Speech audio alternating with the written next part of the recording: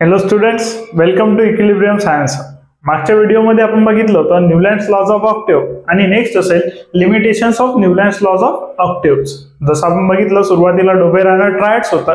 डोबेरानर triads मध्ये पूर्ण element डोबेरानर जो आहे तो पूर्ण एलिमेंट्स क्लासिफाय करू शकला नाही त्या डोबेरानर ट्रायड्स मध्ये. त्यानंतर नेक्स्ट अटेम्प्ट केला होता न्यूलँड्सने आणि न्यूलँड्स सुद्धा कुठेतरी फेल गेला. तेच आपण आज बघणार आहोत की लिमिटेशन्स ऑफ न्यूलँड्स ऑक्टेव्ह्स मीन्स जे फेल्युअर होते न्यूलँड्सचे ते फेल्युअर त्यालाच म्हणू आपण लिमिटेशन्स असतील. ते लिमिटेशन्स आपण आज बघणार आहोत.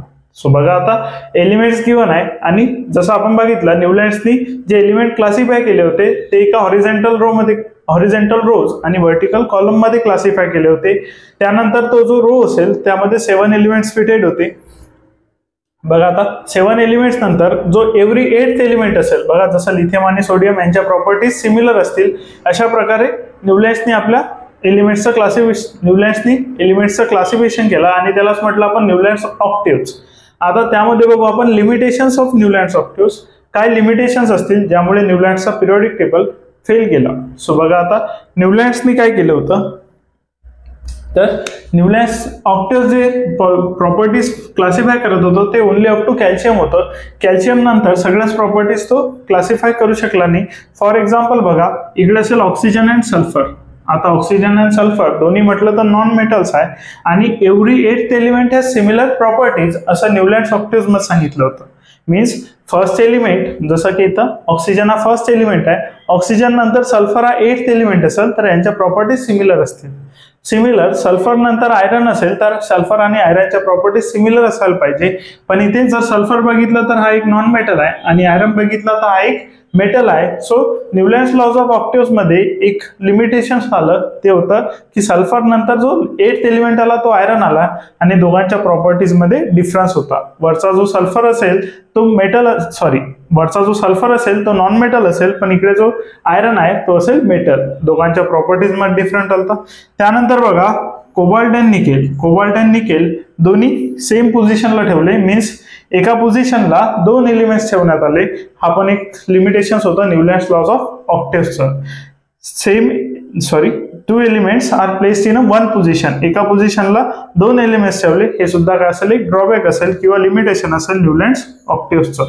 त्यानंतर प्रॉपर्टीज बघा फर्स्ट एलिमेंट असेल फ्लोरीन नंतर 8th एलिमेंट असेल chlorine. So fluorine and chlorine have similar properties because they are halogens. बघा यांना आपण म्हणतो हॅलोजन्स.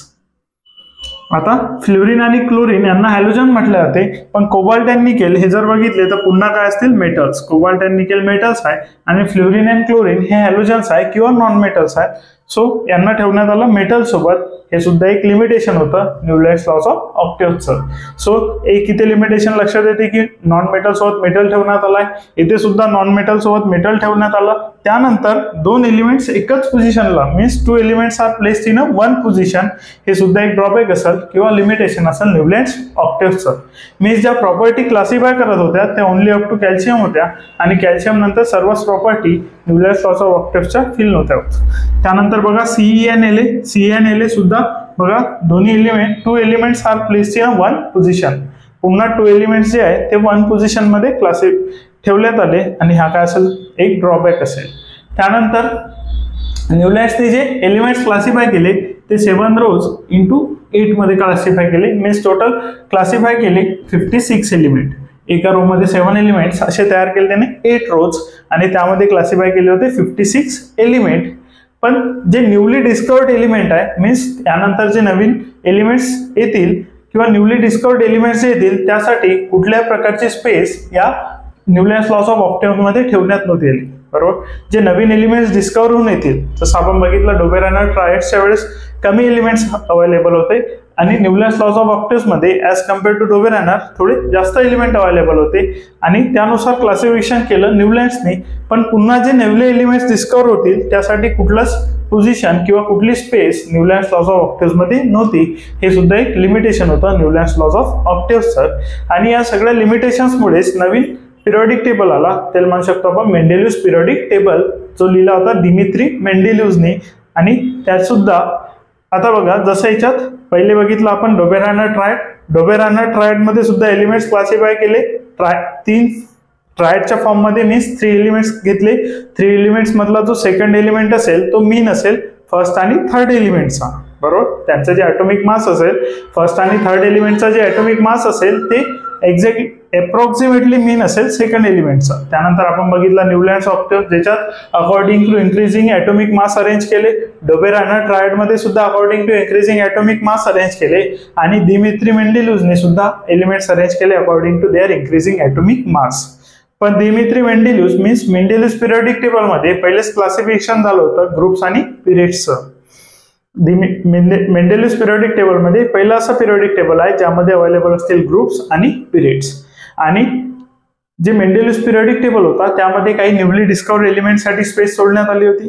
त्यानंतर ग्रुप्स आणि पिरियड्स मध्ये डिवाइड केलं होतं आणि जितके जास्त एलिमेंट्स नोन होते सगळ्यात जास्त एलिमेंट्स जे पिरियडिक टेबल मध्ये फिल करू शकला ते होते मेंडेलिव्ह. सो यानंतर आपण बघू मेंडेलिव्ह पिरियडिक टेबल जो आला होता लिमिटेशन्समुळे, लिमिटेशन्स ऑफ न्यूलँड्स ऑक्टेव्ह्ज. बघा आता लिमिटेशन्स आपण बघितले की फ्लोरीन आणि क्लोरीन सोबत कोबाल्ट आणि निकेल ठेवला मीन्स यांच्या प्रॉपर्टीज डिफरंट असतील. त्यानंतर एकाच पोझिशनला 2 एलिमेंट्स ठेवले, इथे सुद्धा एकाच पोझिशनला 2 एलिमेंट्स ठेवले.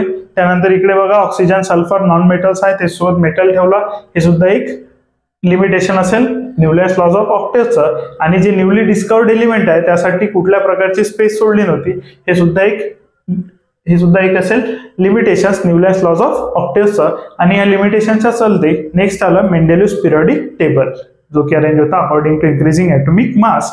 तो आपण बघू पुढच्या व्हिडिओमध्ये.